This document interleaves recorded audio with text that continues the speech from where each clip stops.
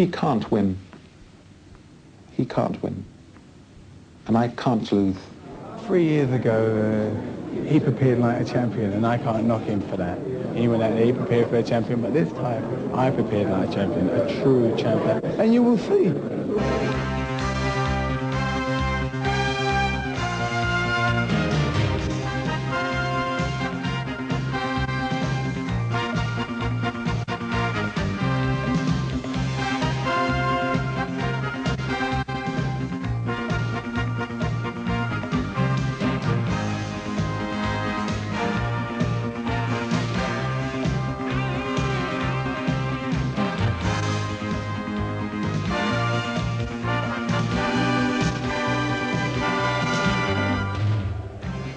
Welcome to Old Trafford. It's been a beautiful autumn day here in Manchester, and now it's clear, dry and cool for Nigel-Benn and Chris-Eubank on their Judgment Day. The pictures from the dressing room. Nigel-Benn in the referee's room, in fact, just below me, with his trainer, Jimmy Tibbs. And meantime, in the Manchester United home dressing room, Chris-Eubank, unbeaten, tapes up and prepares to go to work. Good evening to you all. We waited nearly 3 years for this fight, and now the talking is just about over, and it's right around the corner. It's very hard for me, really, to put across the atmosphere we have here at Old Trafford tonight. It is absolutely exceptional. Over 40,000 people inside the stadium. They paid over £2 million for the privilege of being here on a great sporting night. This time last night in Manchester, it was pouring. We had thunder, we had lightning, we had the lot. Tonight, it's cool and it's very clear, around about 50 degrees the temperature out there. Tremendous sporting occasion. I'm delighted to have some heavyweight assistants up here in the studio as well with Lennox Lewis.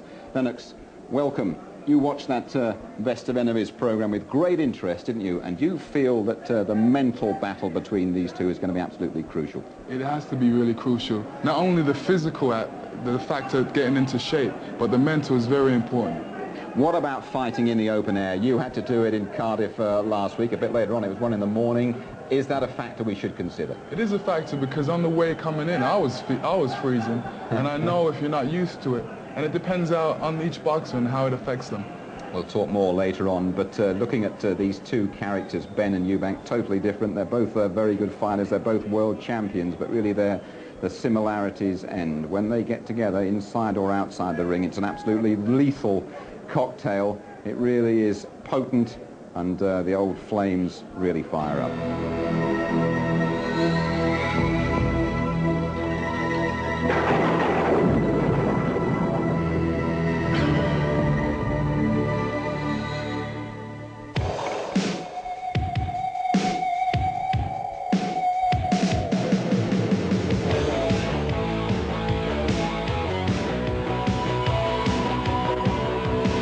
There's so much scum in boxing, I'm sorry to say, but that's the way you got to be. You got to be, it's like dog eat dog. You can't be being Mr. Nice Guy in boxing. If you're going to dislike me for the right reasons. And there are no right reasons for disliking Chris Eubank as far as I'm concerned. I'm quite a good guy.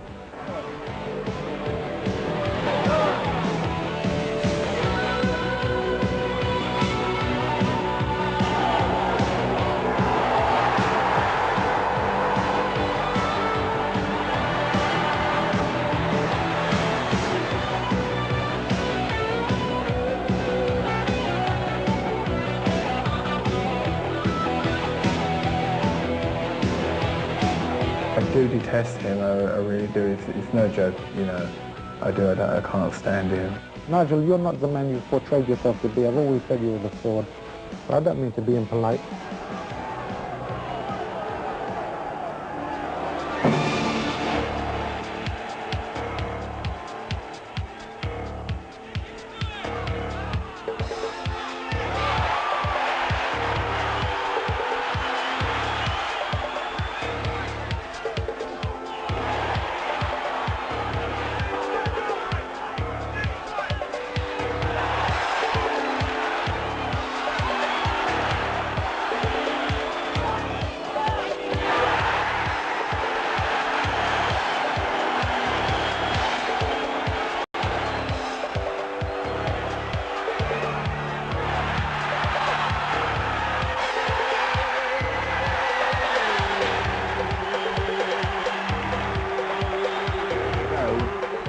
Eubank the winner. It was 3 years ago, would you believe it, a fight you couldn't beat for sheer excitement. But since then, Ben has bounced back and become a world champion once again.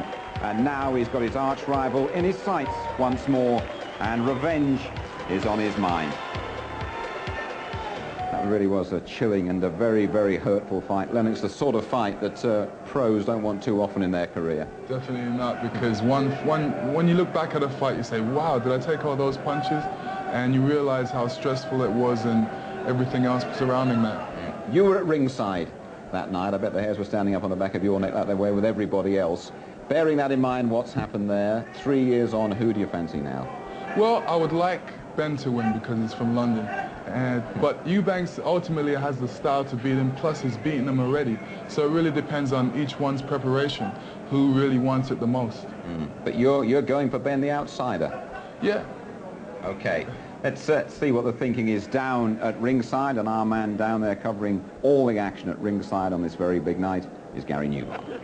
Yes, Jim, and a lot of big boxing names down here, but pride of place to Frank Bruno. Now you've gone for world title 3 times, you've been stopped. So the big question now, you've had a week to chill out. Are you going to carry on, or are you going to retire? I'm not too sure, Gary. I'm going to chill out a little bit more. You must have thought about it. Make it over in a week's time, and I've been boxing about 11 years now. You're going to finish boxing in a week, so I'll let you know exclusively a couple of months' time, son. Your secret is safe with me, you know. After Christmas. Okay. Now, don't sit on the fence now. Is it Eubank or Ben? It's got to be one of them, and why? It's got to be Ben early or Eubanks later on, because Nigel's a very, very dangerous guy earlier on, and Eubanks is slippery, good boxer, you know what I mean, and he's like a fox, you know, so I've got to go for Ben early or Eubanks later on. Barry McGuigan, who are you going for and why? Well, I'll tell you what, I originally thought if they could stick to their tactics that it would be either Ben in the early rounds or Eubanks in the late rounds like Frank. I think tactics are going to go out the window. Too much pride at stake, 40,000 people here. It's got to be Eubank, and it's got to be 6 or 7 rounds. He's got a better chin. I'm saying 6 or 7 rounds Eubank. Right, Don King. Yes. Wonderful atmosphere here. It's a great atmosphere, Gary. This is a fantastic evening here at Trafford Stadium in Manchester. I love Manchester, and I see that Manchester has responded tremendously. And this is exclusive on ITV, and the voice of boxing I'm talking to, Gary Newborn. And I'm just delighted to say that Michael Nunn is anxious to challenge whoever the victor be tonight. But the fans will be the real winner here on ITV and right here in Trafford Stadium. Right, now, Michael Nunn, WBA super middleweight champion of the world. You meet the winner. I know you don't care who the winner's going to be, but I want to know from you who you think it's going to be. Well, like I said before, I don't know who's going to win. The best man's going to win. I'm just looking forward to fighting him, and I'd like to say hello to everybody here in the UK. I mean, they've been great. I'm just looking forward to coming here to fight in front of these great fans. Do you think if Eubank wins, he'll go through with this and meet you? Well, I hope he does. You know, I hope Don can get a signed agreement stating that he's going to fight me. And I mean, that's what boxing's all about, the best fighting the best. And let's put it together and let's do this. Okay, Michael, let's go to John McCrick about the betting. Now, first of all, John, there must have been good odds about the weather. We thought it was going to rain, but it's lovely here now. When outsiders turned up, no rain in Manchester, but this is Britain's biggest betting fight ever. Over £2 million is reckoned to be staked, and 3 years ago when they were betting, Ben was odds on. Now it's odds on Eubank. 15-8 on, they're saying Eubank. Earol 6-4 against Ben. Double carpet 33-1 against the draw. But if you reckon the Dark Destroyer is going to flatten Eubank in the first round, 50-1 you can get. But if the Simply the Best is going to prove it once again in the 9th, it's a 14-1 chance. It's odds against the fight going the distance if it does. 7-2 Eubank to win on point, 6-1 Ben. But now Judgment Day's turn into Judgment Night. If you've had a bet, you're in the ring. You're ducking, you're weaving, you're punching the blows, blow by blow, punch for punch. And I can tell you one thing, it's not just the fighters who are going to suffer in there tonight. Well, what about that? John McCrick, Jim, or Don King? What a double act. This is fantastic. Yeah, that is some match going on down there. Of course, every day's fancy dress day for John McCrick, isn't it? But